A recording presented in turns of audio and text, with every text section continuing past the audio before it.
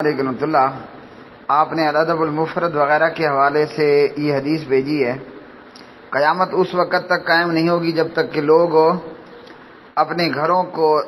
نقش دار چیزوں سے مزین نہیں کر دیں گے۔ تو جی ہاں میرے بھائی، درست ہے، یہ تو ہے الادب المفرد کی صحیح بخاری کی حدیث ہے۔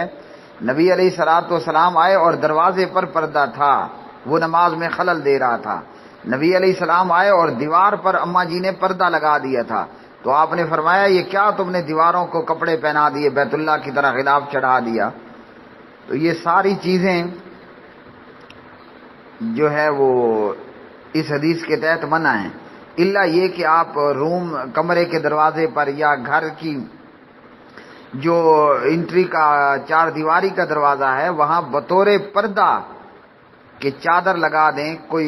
چیز لگا دیں کہ باہر والے کی اندر نظر نہ پڑے تو وہ اور بات ہے، لیکن ایویں ہی جناب فضول کے دیواروں کو کپڑے چڑھا دینا تو یہ درست نہیں ہے۔